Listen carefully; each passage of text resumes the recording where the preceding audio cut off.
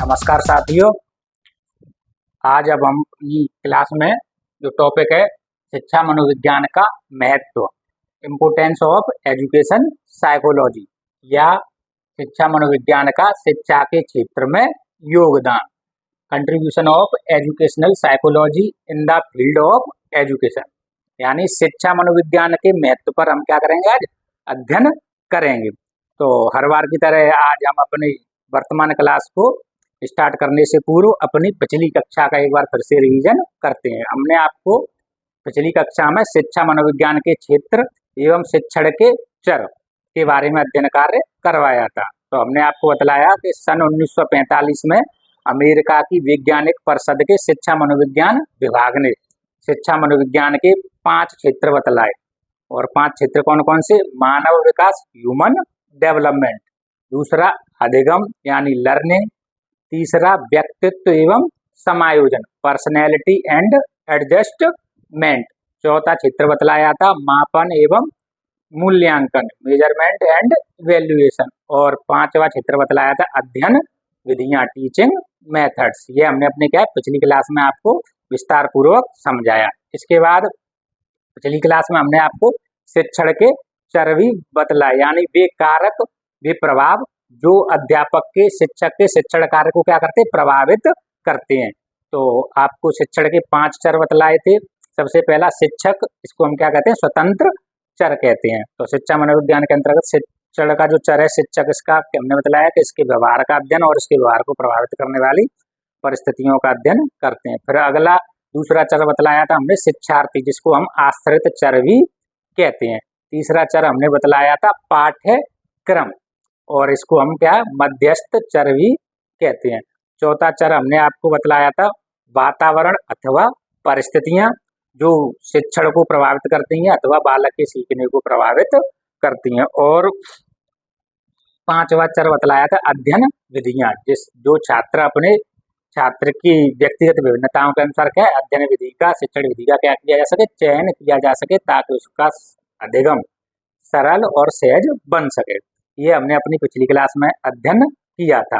अब आज की क्लास हम शिक्षा मनोविज्ञान का महत्व अथवा शिक्षा मनोविज्ञान का शिक्षा के क्षेत्र में योगदान, इसका अध्ययन करेंगे। अब आप जानते हो कि शिक्षा मनोविज्ञान ने समाज के समक्ष 2 पहलू प्रस्तुत किए हैं।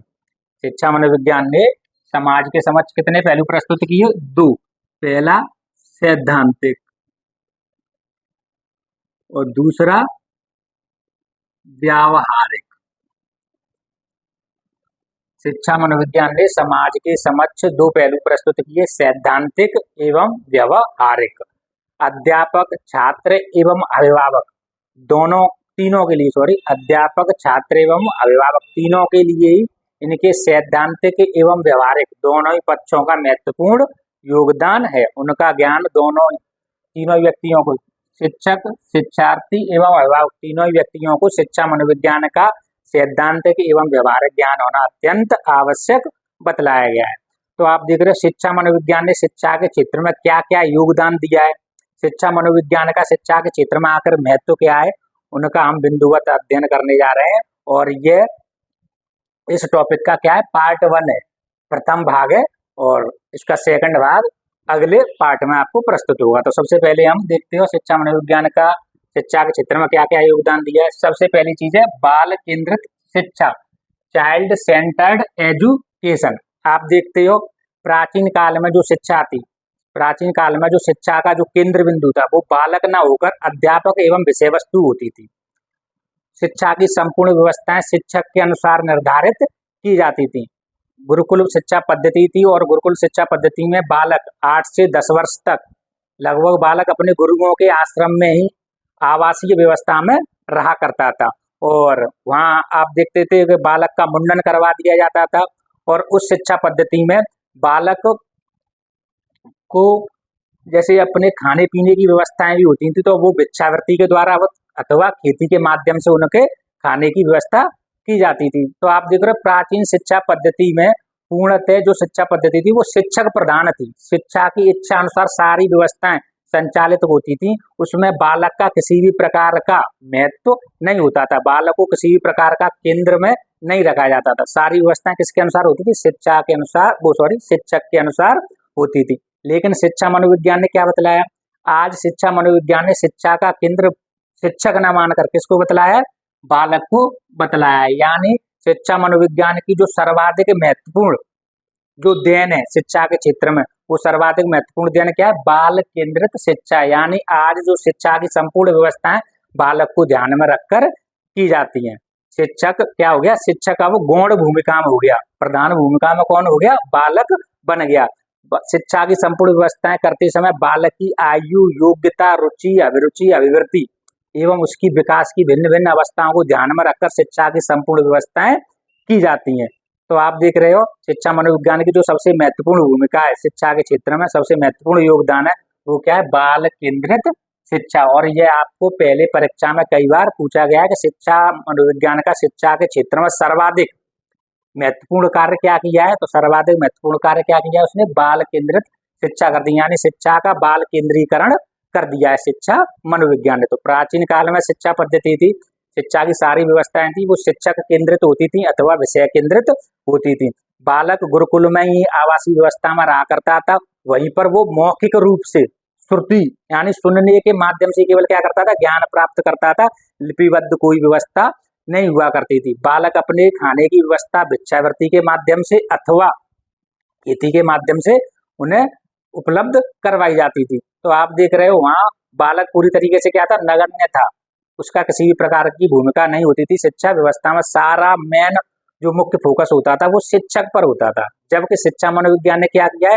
शिक्षा की संपूर्ण व्यवस्था में शिक्षक को गौण मानते हुए किसको केंद्र में रखा है? बालक को केंद्र में रखा है। यानी शिक्षा मनोविज्ञान शिक्षा की संपूर्ण व्यवस्था को बाल केंद्रीकृत कर देता है। शिक्षा की सारी व्यवस्थाएं बालक की आयु, योग्यता, रुचि, अभिरुचि, क्षमताएं को ध्यान में रखकर निष्पादित की जाती हैं अथवा संपादित की जाती हैं अथवा उनका निर्माण किया जाता है, शैक्षिक व्यवस्था का निर्माण किया जाता है। तो शिक्षा मनोविज्ञान की जो सबसे महत्वपूर्ण देन है वो क्या है? बाल केंद्रित शिक्षा।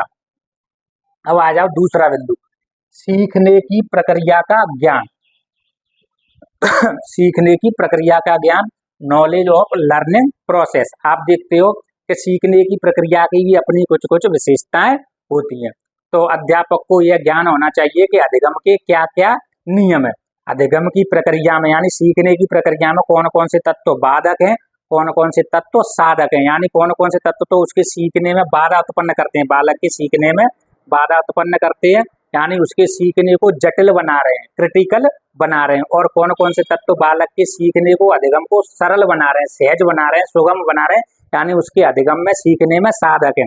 तो इनका क्या है? शिक्षक को ज्ञान भलीभांति होना चाहिए। तो शिक्षा मनोविज्ञान ने क्या है? शिक्षक को अधिगम की प्रक्रिया से क्या करवाया? अवगत करवाया है। अधिगम के नियमों एवं सिद्धांतों यानी सीखने के नियमों एवं सिद्धांतों से शिक्षक को शिक्षा मनोविज्ञान ने क्या करवाया? अवगत करवाया है, ताकि शिक्षक अपने शिक्षण कार्य को क्या कर सके? प्रभावी कर सके। तो दूसरी बात समझ में आई ना?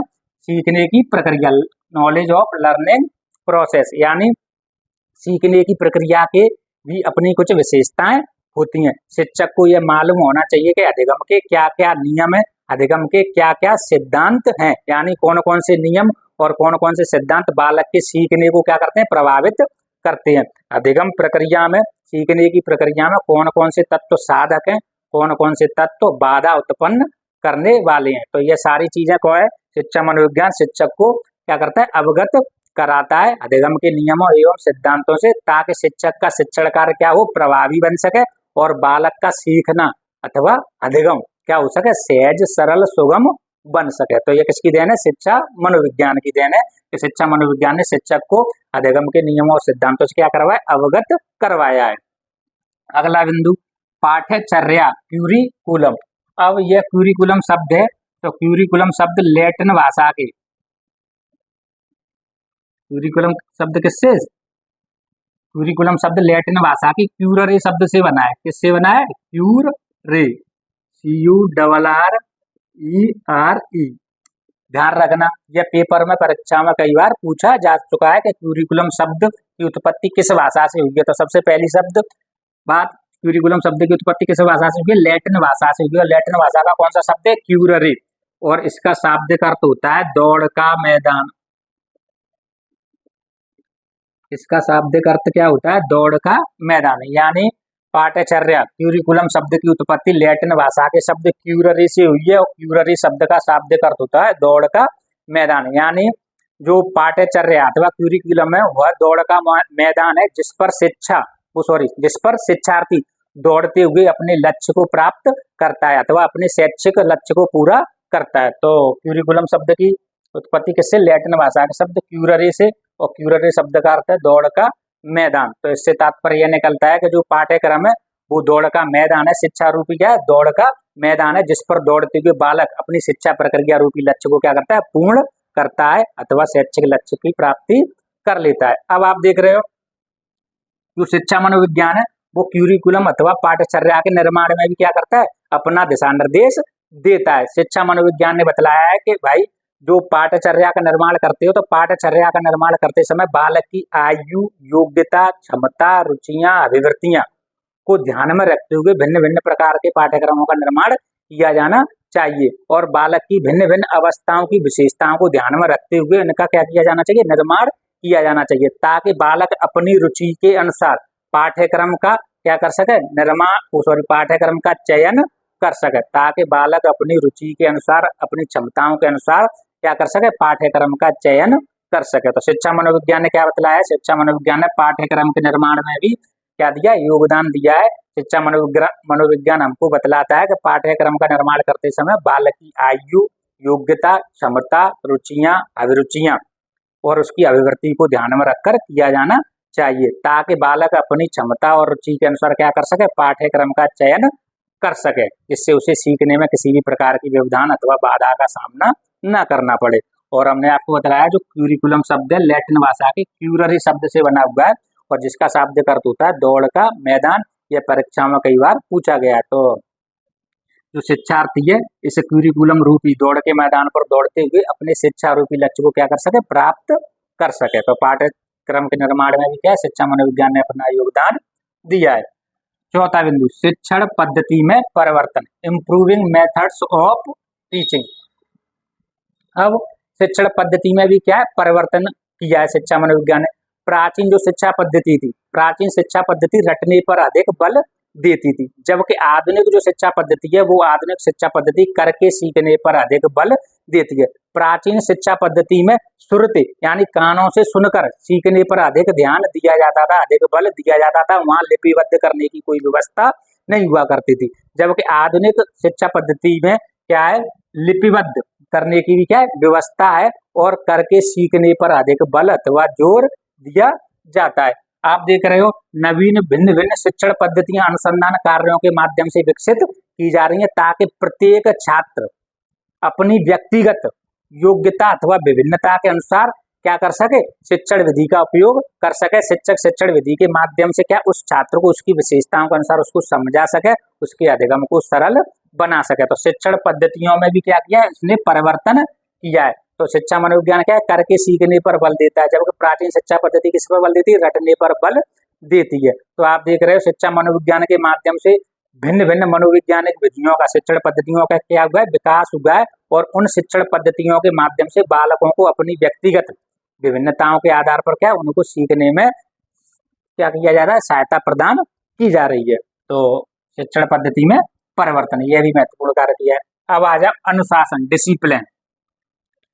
डिसिप्लिन अनुशासन, आप देखते हो किसी भी व्यवस्था को सुचारू रूप से संचालित करने के लिए जो सबसे महत्वपूर्ण कारक है वो है अनुशासन। उस व्यवस्था में अनुशासन में रहते हुए कार्य करना अथवा बने रहना, तभी वो व्यवस्था सुचारू रूप से संचालित हो सकेगी।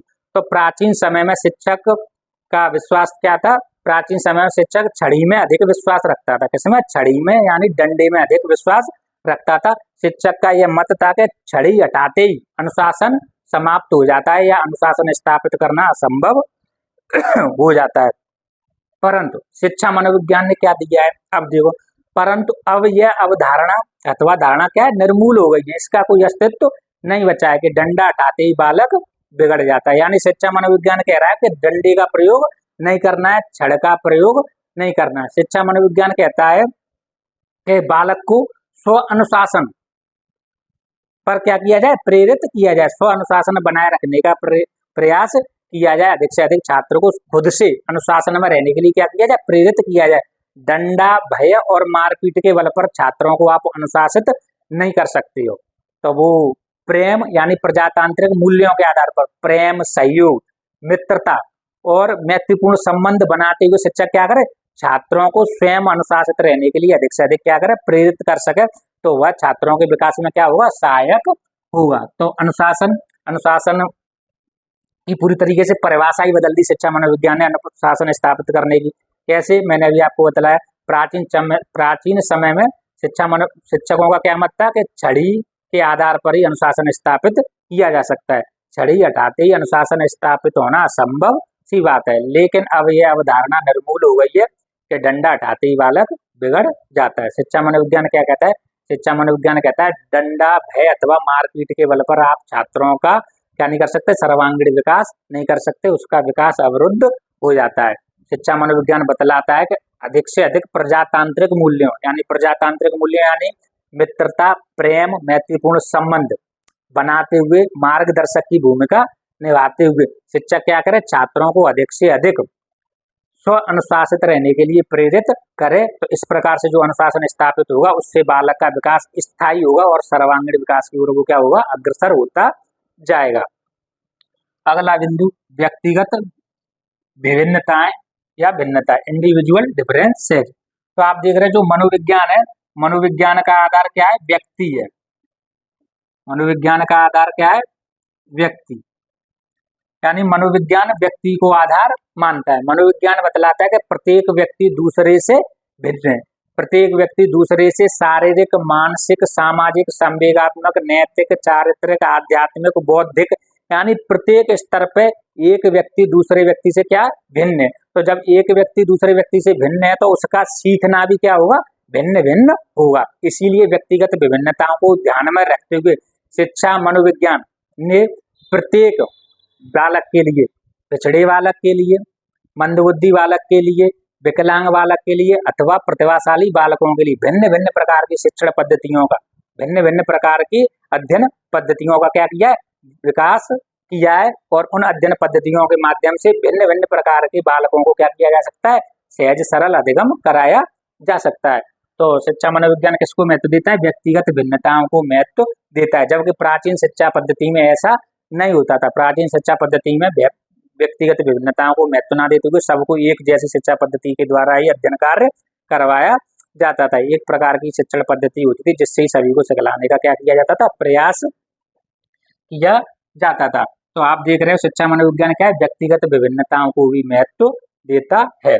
अब आ जाओ बालक के विकास की भिन्न भिन्न अवस्थाएं। अब शिक्षा मनोविज्ञान है, आप भी जानते हो प्रत्येक बालक की विकास की अलग अलग अवस्थाएं होती हैं, शैशवावस्था, बाल्यावस्था, किशोरावस्था, और प्रत्येक अवस्था में उसकी विकास की जो विशेषताएं होती हैं वो भी अलग अलग होती हैं। तो शिक्षा मनोविज्ञान बालक के विकास की भिन्न भिन्न अवस्थाओं को भी महत्व देता है। बालक के विकास की भिन्न भिन्न अवस्थाओं की भिन्न भिन्न विशेषताओं को भी शिक्षा मनोविज्ञान क्या कहता है, महत्व प्रदान करता है। शिक्षा मनोविज्ञान कहता है कि जैसे शैशवावस्था में बालक में खेलने में अधिक रुचि लगाता है, बालक को खेलना अधिक पसंद होता है, तो शैशवावस्था में बालक को अधिगम कार्य अधिक से अधिक खेलों के माध्यम से कराया जाना चाहिए। तो आप भी आज वर्तमान युग में विद्यालयों में देखते हो मैडम बालकों के साथ नाचते हुए क्या कर रही हैं, उनको वर्णमाला अथवा अल्फाबेट सिखलाने का प्रयास कर रही हैं। इसी प्रकार शिक्षक भी आप देखते हो शिक्षार्थियों के समझ, छोटे छोटे बालकों के समझ, नन्हे मुन्ने बालकों के समझ क्या कर रहे हैं, नाच गाना करते हुए, डांस करते हुए क्या कर रहे हैं, उनको अधिक से अधिक सिखलाने का प्रयास कर रहे हैं। तो ये सब किसकी देन है, शिक्षा मनोविज्ञान की ही देन है। यानी शिक्षा मनोविज्ञान बतलाता है कि बालक के विकास की जो भिन्न भिन्न अवस्थाएं और भिन्न भिन्न अवस्थाओं की जो भिन्न भिन्न विशेषताएं हैं उनके अनुसार ही बालकों को क्या किया जाना चाहिए, शिक्षण कार्य करवाया जाना चाहिए। तो शैशवावस्था में बालकों को खेलने में अधिक रुचि होती है, इसलिए शैशवावस्था में बालकों को अधिक से अधिक खेलने के माध्यम से क्या करवाया जाना चाहिए, अध्ययन कार्य करवाया जाना चाहिए। तो आज आप देख रहे हो वर्तमान युग में विद्यालयों में जो प्राथमिक शालाएं होती है उनमें जो शिक्षक अथवा शिक्षिकाएं होती हैं बालकों को नाचते हुए, गाते हुए, जुल्फें लहराते हुए क्या कर रहे हैं, सिखलाने का कार्य कर रहे हैं। इसी प्रकार शिक्षा मनोविज्ञान बतलाता है कि फिर बाल्यावस्था अथवा किशोरावस्था में बालकों की खेलने में रुचि के साथ साथ क्या है, उसकी पढ़ने में भी रुचि होती है और सामाजिक कार्यों में भी रुचि प्रारंभ हो जाती है। तो उस अवस्था में, बाल्यावस्था अथवा किशोरावस्था में बालकों को सामाजिक कार्य करते हुए भी क्या है, उसको शिक्षा प्रदान की जानी चाहिए। इससे शिक्षक का शिक्षण भी प्रभावी होगा और बालक का अधिगम भी सहज, सरल और सुलभ बनता जाएगा। और अगला बिंदु है पाठ्य सहगामी क्रियाएं, को क्यूरिकुलम या को क्यूरिकुलर एक्टिविटीज। अब शिक्षा मनोविज्ञान क्या है? शिक्षा मनोविज्ञान कहता है कि बालक के सर्वांगीण विकास पर बल देता है। शिक्षा मनोविज्ञान किस पर बल देता है? बालक के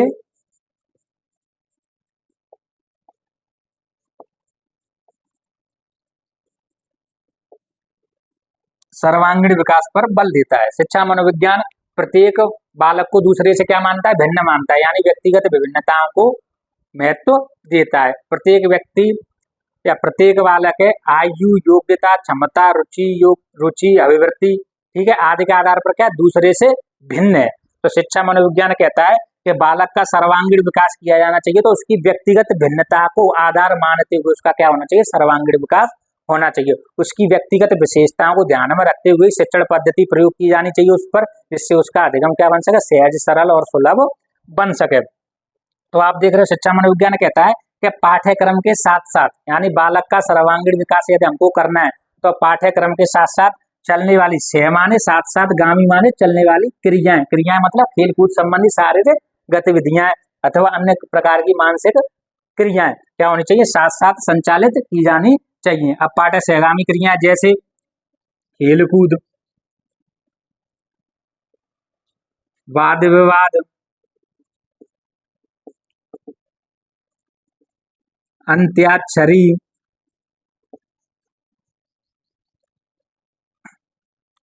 विज्ञान मेला, शैक्षिक भ्रमण,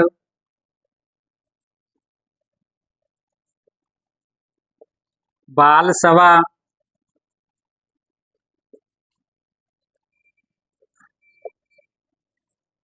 बाल कैबिनेट,